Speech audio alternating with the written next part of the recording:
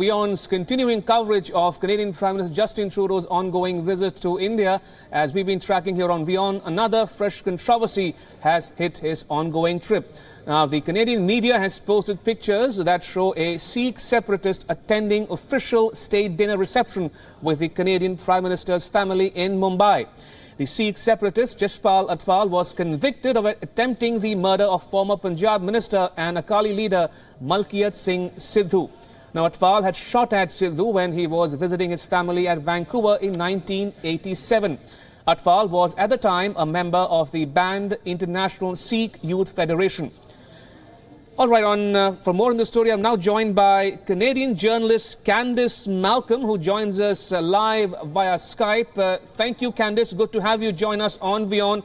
First of all, put things into context here. What's the buzz in the Canadian media insofar as Trudeau's visit goes, and also the so-called Khalistani, or a reluctance to call out Khalistani separatists?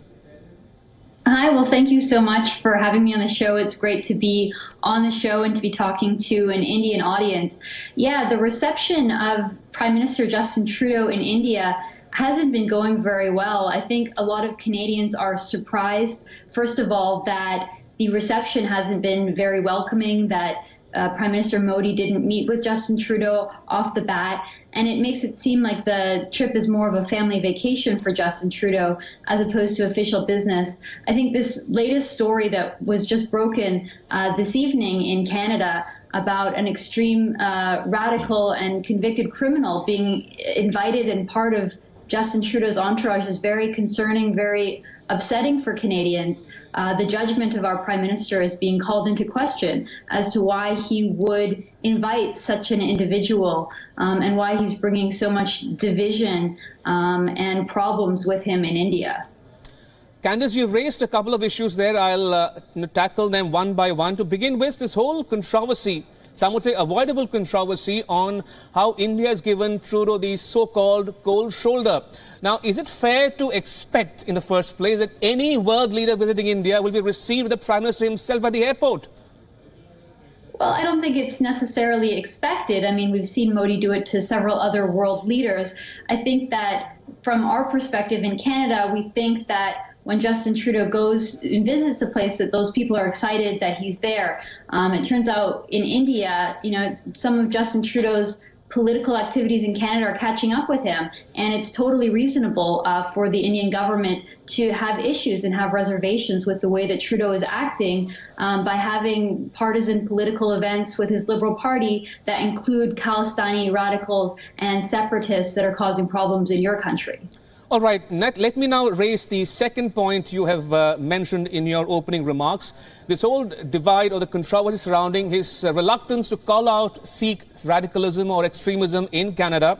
Now, there's an abiding debate in Canada. On the one hand, there's a freedom of expression. On the other hand, India's concerns and anxieties on the issue of Khalistan. Now, Trudeau officials have been quoted as saying, including in one of your reports, Candice, that while Canada is for a united India, it will not stop Canadians from speaking out on the issue. It's true. In Canada, we have freedom of speech, freedom of association, freedom of expression, and individuals can express their own political beliefs. But as a leader of the country, as a leader, as a Prime Minister, Justin Trudeau has a higher standard, a higher responsibility, and it's irresponsible for him to be pandering and seemingly associating with extremists and terrorists. And, by going to Khalsa Day events where there's pictures of so-called martyrs or extremists and terrorists, where he goes and speaks in front of a Khalistan flag, this is very divisive, and our Prime Minister should have better judgment, and he should stay away from those types of events. So, people in Canada have the right to express their political beliefs, but as a politician and as a world leader, Trudeau should not be giving them voice and pandering to those extreme audiences. Indeed, and just to follow up on that thought of yours, Trudeau seems to be sending out the message that, again, the same old divide or debate around one man's freedom fighters, another man's terrorist. Why is Trudeau so reluctant to call the bluff, as it were? Explain to the Indian viewer here. Well, Justin Trudeau has a large Sikh constituency in Canada. He relies on the votes of Sikh voters in especially Toronto and Vancouver. Now, most Sikhs in Canada are not extremists. They're not terrorists. They don't believe in this idea of an independent Khalistan. But some members do, and Trudeau doesn't seem to have the right judgment in drawing that distinction. And I don't think it's right for Canadians to get involved in other countries' internal politics. Canadians wouldn't like it if a world leader, if Prime Minister Modi was spending time and supporting Quebec separatists in our country. And so we should have that respect for India, and Trudeau and the Liberal Party should stay away from extremists and radicals like the Khalistani groups. Candice, talk to us, if you will, about Trudeau's popularity back home. How popular is he, or is he not? Well, Trudeau is very photogenic, he's very telegenic, and Canadians do like him. He gets a lot of positive attention. Some Canadians, though, are starting to raise concerns over his policies. His policies are less popular than he himself. So I think with this trip to India, it's really raising a lot of concerns about Justin Trudeau's judgment, about Justin Trudeau's policies, about his affiliations, and who he has around him. I think having a convicted assassin and someone who tried to murder an Indian politician, someone who was formerly part of a terrorist organization, it shows very bad judgment that Trudeau would have this kind of person with him in India. And I think that a lot of Canadians are very frustrated, very disappointed, and frankly, very embarrassed by our Prime Minister and his activities on the world stage while visiting India. Candice, now we know that Trudeau will be in India for almost 8 days, 7 days of official visits and tours, and 1 extra day towards the end of his visit. I'm told this is the longest he has spent in any one country. Why do you think that's the case? Well, I think that Trudeau and his government had a lot of private partisan events planned. It seems from the Canadian Observer that there's a lot of tourism, a lot of photo opportunities, a lot of parties, not a lot of government business, not a lot of bilateral discussions and high-level meetings, which again is disappointing because Canadian taxpayers are paying for this trip. And it's a very expensive trip with his entire family, with many members of his cabinet, many members of his government, large delegation. And, Canadians are paying for it, but he's not really delivering in terms of having business and having productive meetings with the Indian government. I don't know why his government decided that he needed to go to India for 8 days. If he's going to go to India for 8 days, he should have a lot more meetings. He should be doing a lot more to help benefit all Canadians and the Canadians who are paying for his government to be there. Instead, it seems like he's just engaging in sort of partisan politics on a family vacation with his wife and children, and not really doing a lot of business and a lot of work. Now, Candice, you've referred to how the criticism back home is that Trudeau is virtually on a sightseeing tour of India, so to speak, and there is little by way of outcomes. Now, to get a better perspective or context of the ongoing visit of Trudeau to India, how would you compare his visit to India with that of his previous visits elsewhere, mainly, say, for instance, China or any other country in Europe and beyond? Right. Well, I mean, you mentioned that the trip is longer. Trudeau's getting into a little bit of a trend where he sort of over-promises and under-delivers on these trips. He had a similar idea going into China. He had made statements about how China and Canada were going to be engaging in greater trade and greater friendship. And then it turns out that he sort of left China without anything really concrete or anything signed. So a lot of Canadians get the perception that Trudeau goes around the world almost more as a global celebrity, as a debutante or as a star, and less as a representative for Canada that's getting things accomplished and getting things done. We hope that he'll sign more trade agreements, that he'll open up more business opportunities for Canada. Maybe he's doing that here and there, but overall, especially on this trip to India, we're not really seeing a lot of concrete accomplishments and things that are being done for the benefit of Canada. Candice, I have to go back to my original question because this is something which is agitating many a mind here in India today as we speak. Are you telling me and the WION viewer that Justin Trudeau is so used to getting a rockstar reception everywhere he goes that he expected Prime Minister Narendra Modi to receive him personally at the airport? Him and the Canadian media think that way?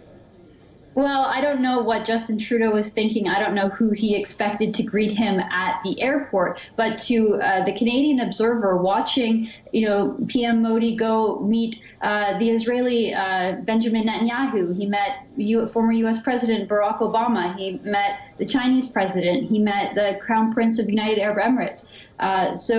We sort of expected that Trudeau, who has a very strong reputation, he's very famous, he's very well known, he gets a lot of media. I think Canadians had the assumption that when he went to India, he would be welcomed in a similar fashion. And it was surprising that he wasn't. And I think that it showed there's a lot of underlying issues with the Indian people, with the Indian government that need to be addressed. A lot of people in Canada weren't aware of that. We didn't know how much this Khalistani issue really affects and really offends people in India. And I think that a lot of Canadians are learning that there are some problems with the way that Justin Trudeau and his government work in the Canadian community with the Indian diaspora and some of the problems with their affiliations with extremists. And a very quick follow-up question to that last question, Candice. Trudeau may have expected, and also the accompanying media may have expected India to be a little more forthcoming on the visit, but is it fair to characterize it as a snub, is what I want to ask you? Well, it looked like a snub off the bat when he had a junior member of the government come and meet him. Modi didn't accompany him to Gujarat, which he typically does. We didn't see a lot of interaction between top-level government officials and Trudeau. I think that Modi still has not sent a tweet welcoming Justin Trudeau to Canada. So I think it's fair to say that that is a snub. It is a cold shoulder. I'm not necessarily saying that Trudeau didn't deserve it. I completely understand why Indian people would be upset and offended. And I think in this case, Trudeau probably does deserve it. Well, Candice, President Hassan Rouhani of Iran, President Mahmoud Abbas of Palestine, President Recep Tayyip Erdogan of Turkey, Vladimir Putin of Russia, many a leader has come and gone, and Prime Minister Modi did not receive them personally at the airport. So my question to therefore is, again, I repeat my question, why should it be seen as a snub? He may have expected special treatment, but in all fairness, it is for Prime Minister Modi to decide who he will receive personally or not. It has to be used sparingly, right? That's fair enough, and I understand that official protocol says that he does not have to go to the airport. It would have been a great gesture of friendship and a show of a good relationship between Canada and India if he had gone to the airport. He doesn't have to go for everyone. You just mentioned several leaders that he didn't go for. I would maybe ask you back, does India have a close relationship with Iran? Does India have a close relationship with Russia or with Turkey? Some may say that Canada and India have a close relationship. They have their allies, they're Commonwealth countries. They have a lot of shared things in common. We like to think of India as one of our closest, if not our closest allies in Asia. Perhaps India doesn't feel that way back to Canada, and maybe it was different with the former Prime Minister Stephen Harper compared to the current leadership of Justin Trudeau. So I'm not saying the snub was unwarranted. I'm just saying that from our perspective, it was a snub. Point well taken, Candice. Let me turn that question on its head. Now, Prime Minister Modi has received world leaders only 5 occasions personally at the airport. Now, my question to you is, how could this controversy benefit Trudeau politically at home? How could the controversy benefit him? Yes, this controversy generated, some would say contrived controversy, of him not being given proper treatment, special treatment here in India. How will that play out back home politically for him? I don't think it benefits him at all. I would argue that people who support Trudeau and promote Trudeau are trying to also downplay the reception that he's got and say that it wasn't a snub. So calling it a snub certainly doesn't look good on Justin Trudeau. He likes to carry himself and have this perception that he's a celebrity, that he's well respected, and people think highly of him all over the world. So to have this treatment in India is a little bit of a reality check. I think it strikes against the image that Trudeau likes to portray about himself. And I think that folks in Canada who are watching and trying to pay attention to this reception in India recognize the limits of Trudeau's celebrity, that there has to be some substance. There has to be some diplomatic measures taken to ensure that there's a good relationship, that Trudeau can't just arrive in India and expect everyone to drop what they're doing and come follow him around. He has to work, and the relationship has to be both ways. So I think that the takeaway for Canadians is that Trudeau needs to work harder and do more during these foreign trips, that when it comes to India, the partisan games that him and his party play in Canada with trying to pander to extremist groups, it's catching up to him, and there's consequences to that. And hopefully it will make the Prime Minister aware that he has to behave better and that he should distance himself from these types of radicals. He should speak out against terrorism and radicals, and he should work to promote shared interests of peace and security with our allies like India. And Candice, talking about Atfal, was he a part of the official delegation of Trudeau? What are you learning? So the Trudeau government is denying that he was part of the official delegation. They call it the official delegation. But from the documents that I've seen, he received an official invitation from the High Commissioner in India, the Canadian High Commissioner. He was officially invited, and he attended some high-level official private events, such as the one that you can see the photo of him with Sophie Trudeau. He certainly was attending high-level events. The government denies that he was officially invited.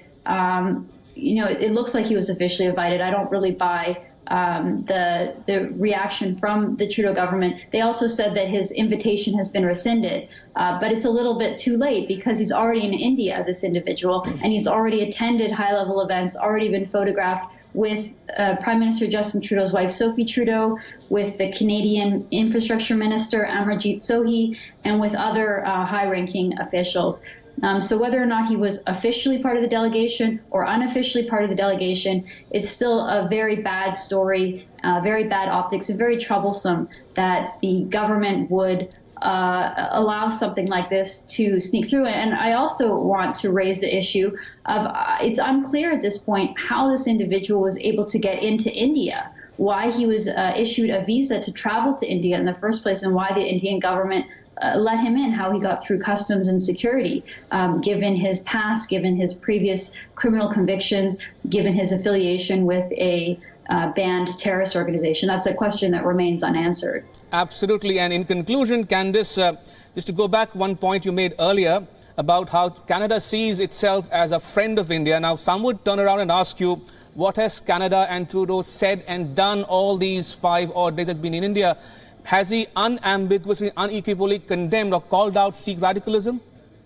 Not that I've heard. He has reinstated Canada's position that we support a united India, that we don't support any separatist elements, which was good for him to do. We do support a united India, but I would like to hear the Prime Minister be more forceful in condemning radicalism and condemning terrorism, and making it clear that he and his party will distance themselves from Khalistani radicals and other radicals and separatists and other nefarious individuals and actors in the world.